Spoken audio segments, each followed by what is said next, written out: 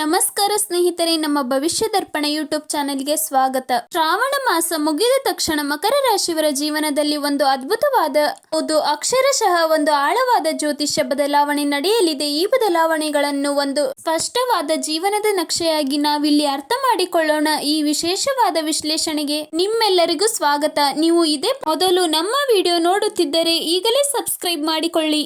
ಬನ್ನಿ ನೇರವಾಗಿ ವಿಷಯಕ್ಕೆ ಹೋಗೋಣ. ಒಂದು ಅದ್ಭುತವಾದ ಮಾತಿದೆ, ಕಠಿಣ ಪರಿಶ್ರಮದೊಂದಿಗೆ ಇವತ್ತು ಸ್ನೇಹ ಬೆಳೆಸಿದರೆ ನಾಳೆ ಯಶಸ್ಸು ತಾನಾಗೆ ಬಂದು ನಿಮ್ಮ ಬಾಗಿಲು ತಟ್ಟುತ್ತದೆ ಅಂತ. ಇದು ಕೇವಲ ಮಾತಲ್ಲ, ಜೀವನದ ಅನುಭವವೇ ನಮಗೆ ಕಲಿಸುವ ಬಹುದೊಡ್ಡ ಪಾಠ ಅಲ್ವಾ. ಮುಂದೆ ನಡೆಯಲಿರುವ ಆ ಬೃಹತ್ ಬದಲಾವಣೆಯ ಅಸಲಿ ರಹಸ್ಯ ಅಡಗಿರುವುದೇ ಈ ಒಂದು ಸಾಲಿನಲ್ಲಿ. ಹಾಗಾದ್ರೆ ಆಗಸ್ಟ್ 18ರ ನಂತರ ಅಂದ್ರೆ ಶ್ರಾವಣ ಮಾಸ ಮುಗಿದಂತೆ ಆಕಾಶದಲ್ಲಿ ಆ ಪ್ರಕೃತಿಯ ಶಕ್ತಿಯಲ್ಲಿ ಆಗುವ ಆ ಬೃಹತ್ ನಾಟಕೀಯ ತಿರುವು ಯಾವುದು? ಬಹುಶಃ ನಿಮ್ಮೆಲ್ಲರಿಗೂ ನಿಜವಾದ ಕುತೂಹಲ ಆರಂಭವಾಗುವುದೇ ಈ ನಿರ್ದಿಷ್ಟ ಘಟ್ಟದಿಂದ. ಕಾಲಘಟ್ಟವನ್ನೊಮ್ಮೆ ನಾವು ಸೂಕ್ಷ್ಮವಾಗಿ ಗಮನಿಸಬೇಕು. ಆಗಸ್ಟ್ 23ರ ಶನಿ ವಕ್ರೆಯಿಂದ ಆರಂಭವಾಗಿ ಸೆಪ್ಟೆಂಬರ್ ಮಧ್ಯಭಾಗದಲ್ಲಿ ಈ ಶಕ್ತಿ ತುಂಬಾನೇ ತೀವ್ರಗೊಂಡು ಸೆಪ್ಟೆಂಬರ್ ಆರಂಭದ ಹೊತ್ತಿಗೆ ಇದು ಅತಿ ದೊಡ್ಡ ಪ್ರತಿಫಲವಾಗಿ ಬದಲಾಗುವ ಒಂದು ಅದ್ಭುತವಾದ ಹಂತ ಇದು. ನೋಡಿ, ಇವು ಕೇವಲ ಕ್ಯಾಲೆಂಡರ್ ದಿನಾಂಕಗಳಲ್ಲಿ ಬದಲಾಗುತ್ತಿರುವ ಅದೃಷ್ಟದ ಹೆಜ್ಜೆಗಳು. ಇಲ್ಲಿ ಬರುವ ಅತ್ಯಂತ ಪ್ರಮುಖ ಅಂಶವೇನೆಂದರೆ ವಿಪರೀತ ರಾಜಯೋಗ. 8ನೇ ಮನೆಯಲ್ಲಿರುವ ಸೂರ್ಯ ಮತ್ತು ಕೇತು ನಮಗೆ ಅಸಾಧ್ಯವೆನಿಸುವುದು ಒಮ್ಮೊಮ್ಮೆ ನಮ್ಮನ್ನು ಉಸಿರುಗಟ್ಟಿಸುವಂತಹ ಕಷ್ಟದ ಪರಿಸ್ಥಿತಿಗಳಲ್ಲಿ ಹೇಗೆ ನಿರೀಕ್ಷಿತ ಆಶೀರ್ವಾದಗಳಾಗಿ ಬದಲಾಯಿಸುತ್ತಾರೆ ಅನ್ನೋದು ನಿಜಕ್ಕೂ ವಿಸ್ಮಯ. ಅಂದ್ರೆ ಆ ಕಷ್ಟದಲ್ಲಿ ಸಿಲುಕಿದ್ದೇ ಅತಿ ದೊಡ್ಡ ಗೆಲುವಿನ ಮೆಟ್ಟಿಲಾಗುತ್ತದೆ ಅನ್ನೋದು ಇಲ್ಲಿನ ಅತಿ ದೊಡ್ಡ ಸತ್ಯ. ಇದರ ನೇರ ಪರಿಣಾಮ ಏನಪ್ಪಾ ಅಂದ್ರೆ ಆಳವಾದ ಜ್ಞಾನ ಮತ್ತು ಉನ್ನತ ಶಿಕ್ಷಣ ಕಡೆಗೆ ಆಸಕ್ತಿ ಇದ್ದಕ್ಕಿದ್ದಂತೆ ಹೆಚ್ಚಾಗುತ್ತದೆ.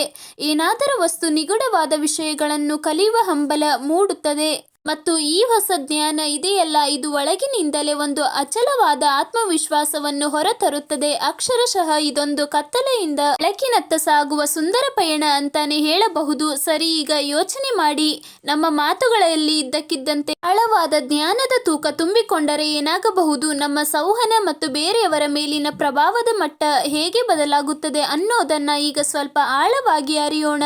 ಇಲ್ಲಿ ಗುರು ಗ್ರಹದ ಪ್ರಭಾವ ಎದ್ದು ಕಾಡುತ್ತದೆ. ಗುರುವಿನ ದೃಷ್ಟಿ ನೇರವಾಗಿ ಬೀಳುವುದರಿಂದ ನಾವು ಆಡುವ ಪ್ರತಿಯೊಂದು ಮಾತಿಗೂ ಉಪಹಾರವಾದ ಶಕ್ತಿ ಬಂದು ಬಿಡುತ್ತೆ. ಬೋಧನೆ ಮಾಡುವವರಿಗೆ, ಸಲಹೆ ನೀಡುವವರಿಗೆ ಅಥವಾ ಸಾರ್ವಜನಿಕ ಭಾಷಣ ಮಾಡುವವರಿಗಿಂತಲೂ ಇದು ಅತ್ಯಂತ ಯಶಸ್ವಿ ಕಾಲ. ಆಡುವ ಒಂದೊಂದು ಮಾತು ಕೂಡ ಇತರರ ಮೇಲೆ ಅಗಾಧವಾದ ಪ್ರಭಾವ ಬೀರಲು ಶುರುವಾಗುತ್ತದೆ. ಆದರೆ ಇಲ್ಲಿ ನಾವೆಲ್ಲರೂ ಗಮನಿಸಲೇಬೇಕಾದ ಒಂದು ಸೂಕ್ಷ್ಮ ವಿಚಾರವಿದೆ. 2ನೇ ಮನೆಯಲ್ಲಿರುವ ರಾಹು ನಮ್ಮ ಮಾತಿಗೆ ಎದುರಾಳಿಯನ್ನು ಒಪ್ಪಿಸುವ ಅಗಾಧವಾದ ಶಕ್ತಿ ನೀಡುತ್ತಾನೆ, ನಿಜ. ಆದರೆ ಪ್ರೇಮ ಸಂಬಂಧಗಳಲ್ಲಿ ಈ ಶಕ್ತಿ ಅತಿಯಾದ ದುಬ್ಬಾಳಿಕೆಯಂತೆ ಕಾಣುವ ಅಪಾಯವೂ ಇದೆ. ಹಾಗಾಗಿ ಈ ಹೊಸ ಸಂವಹನದ ಶಕ್ತಿಯನ್ನ ಪ್ರೀತಿಯ ವಿಚಾರದಲ್ಲಿ ಬಹಳ ಎಚ್ಚರಿಕೆಯಿಂದ ಬ್ಯಾಲೆನ್ಸ್ ಮಾಡಿಕೊಳ್ಳುವುದು ತುಂಬಾನೇ ಮುಖ್ಯ. ಒಂದು ಪ್ರಶ್ನೆ ಕಾಡಬಹುದು, ಗ್ರಹಗಳು ಹಿಂದಕ್ಕೆ ಚಲಿಸಿದಾಗ ನಮ್ಮ ಜೀವನ ಹೇಗೆ ಮುಂದಕ್ಕೆ ಹೋಗಲು ಸಾಧ್ಯ? ಈ ಪ್ರಶ್ನೆ ಮೂಡುವುದು ಸಹಜ ಅಲ್ವಾ? ಶನಿಯ ಈ ವಕ್ರ ಚಲನೆಯ ಹಿಂದಿರುವ ಆ ನಿಗೂಢ ಮತ್ತು ನಮ್ಮ ಜೀವನವನ್ನೇ ಪುನರ್ನಿರ್ಮಿಸುವ ಶಕ್ತಿಯ ಬಗ್ಗೆ ಈಗ ಸ್ವಲ್ಪ ಡೀಟೇಲ್ ಆಗಿ ತಿಳಿಯೋಣ. ನೋಡಿ, ಶನಿಯ ಈ ವಕ್ರ ಹಂತವು ನಿಂತು ಹೋಗಿದ್ದ ದಾರಿಗಳನ್ನ ಬಹಳ ನಾಜೂಕಾಗಿ ತೆರೆದು ಬಿಡುತ್ತದೆ. ವಿದೇಶಿ ಪ್ರಯಾಣ, ವೀಸಾ ಪ್ರಕ್ರಿಯೆಗಳಲ್ಲಿ ಏನೇ ಅಡೆತಡೆಗಳಿದ್ದರೂ ದೂರದಲ್ಲಿರುವ ಕುಟುಂಬಗಳು ಮತ್ತೆ ಒಂದಾಗುವ, ಪ್ರೀತಿ ಪಾತ್ರರನ್ನ ಭೇಟಿಯಾಗುವ ಸುಂದರ ಅವಕಾಶಗಳು ತಾವಾಗಿಯೇ ಒದಗಿ ಬರ್ತವೆ. ಅಕ್ಷರಶಃ ಇದೊಂದು ಅದ್ಭುತವಾದ ಮರುಜೋಡಣೆಯ ಸಮಯ ಅಂತ ಹೇಳಬಹುದು. ಮತ್ತು ಇದು ಕೇವಲ ಕುಟುಂಬಕ್ಕೆ ಮಾತ್ರ ಸೀಮಿತವಲ್ಲ. ನಿಂತೋಗಿದ್ದ ಪ್ರೇಮ ಸಂಬಂಧಗಳು, ಎಲ್ಲೋ ಬ್ಲಾಕ್ ಆಗಿದ್ದ ಮಾತುಕತೆಗಳು ಅದೆಷ್ಟೋ ಸಮಯದ ನಂತರ ಮತ್ತೆ ಜೀವ ಪಡೆಯುತ್ತವೆ. ಸ್ಥಗಿತಗೊಂಡಿದ್ದ ಅಪ್ರೀತ ಬಂಧುಗಳಿಗೆ ಮತ್ತೆ ಹೊಸ ಉಸಿರು ಸಿಗುವುದು ಅದೇ ಸುಂದರ ಕ್ಷಣದಲ್ಲಿ. ಇಷ್ಟೆಲ್ಲ ಒಳ್ಳೇದಾಗ್ತಿದ್ರು ಈ ತಿಂಗಳಲ್ಲಿ ಇದ್ದಕ್ಕಿದ್ದಂತೆ ಅತಿಯಾದ ಅಸಹನೆ ಮತ್ತು ಕೋಪವೇಕೆ ಬರುತ್ತೆ? ಈ ಪ್ರಶ್ನೆಗೆ ಉತ್ತರ ಕಂಡುಕೊಳ್ಳುವುದು ಬಹಳ ಮುಖ್ಯ. ಈ ಅದ್ಭುತ ಆಶೀರ್ವಾದಗಳ ನಡುವೆಯೂ ಗ್ರಹಗಳ ನಡುವಿನ ಒಂದು ನಿರ್ದಿಷ್ಟ ಘರ್ಷಣೆಯನ್ನ ನಾವು ತುಂಬಾನೇ ಎಚ್ಚರಿಕೆಯಿಂದ ನಿಭಾಯಿಸಬೇಕಾಗುತ್ತದೆ.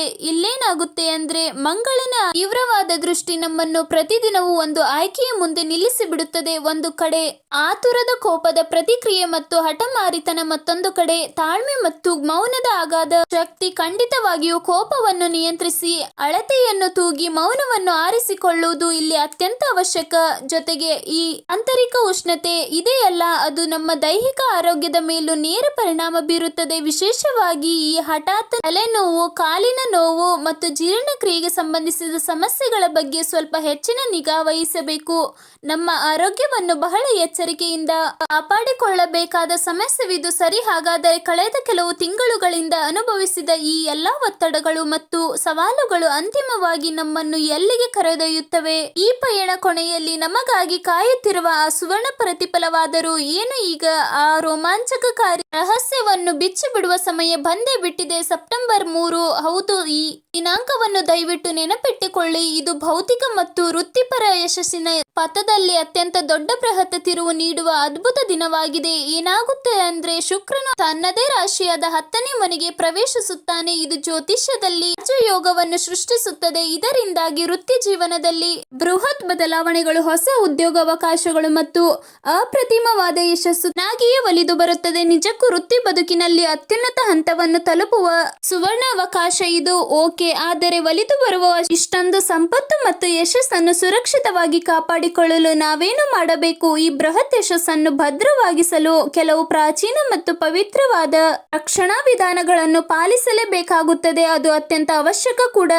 ಭೇದಿಸಲಾಗದ ಆಧ್ಯಾತ್ಮಿಕ ರಕ್ಷಾ ಕವಚವನ್ನು ನಿರ್ಮಿಸಿಬಿಡುತ್ತದೆ. ಅದರ ಜೊತೆಗೆ ಶನಿ ಮತ್ತು ಬುಧ ಗ್ರಹಗಳ ನಿರ್ದಿಷ್ಟ ಪ್ರಾಚೀನ ಬೀಜ ಮಂತ್ರಗಳನ್ನು ನಿಯಮಿತವಾಗಿ ಪಠಿಸುವುದರಿಂದ ಬ್ರಹ್ಮಾಂಡದ ಈ ಅಸಾಧಾರಣ ಶಕ್ತಿಯನ್ನು ನಮಗೆ ಪೂರಕವಾಗಿ ಭದ್ರವಾಗಿ ನೆಲೆಗೊಳಿಸಿಕೊಳ್ಳಬಹುದು. ಇದು ಹೇಗಿದೆ ಎಂದರೆ, ಅದೃಷ್ಟದ ಬಾಗಿಲನ್ನು ಶಾಶ್ವತವಾಗಿ ತೆರೆಯುವ ಕೀಲಿಗೈಗಳಿದ್ದಂತೆ. ಈ ವಿಶೇಷ ವಿಶ್ಲೇಷಣೆ ಕೊನೆಯಲ್ಲಿ ನಾವೆಲ್ಲರೂ ಒಂದು ಆಳವಾದ ವಿಚಾರವನ್ನು ಅರಿಯಲೇಬೇಕಿದೆ. ಯೋಚಿಸಿ ನೋಡಿ, ನಿನ್ನೆ ನಾವು ಎದುರಿಸಿದ ಅತ್ಯಂತ ಕಠಿಣವಾದ ಸವಾಲುಗಳು, ಆ ಕಷ್ಟಗಳೇ ನಾಳೆಯ ನಮ್ಮ ಯಶಸ್ಸಿನ ಸಾಮ್ರಾಜ್ಯವನ್ನು ಕಟ್ಟಲು ಪ್ರಕೃತಿಯ ಸ್ವತಃ ಸಿದ್ಧಪಡಿಸಿದ ನಿಖರವಾದ ನಕ್ಷೆ ಆಗಿತ್ತಲ್ವೇ? ಖಂಡಿತ ಹೌದು. ನಮಸ್ಕಾರ.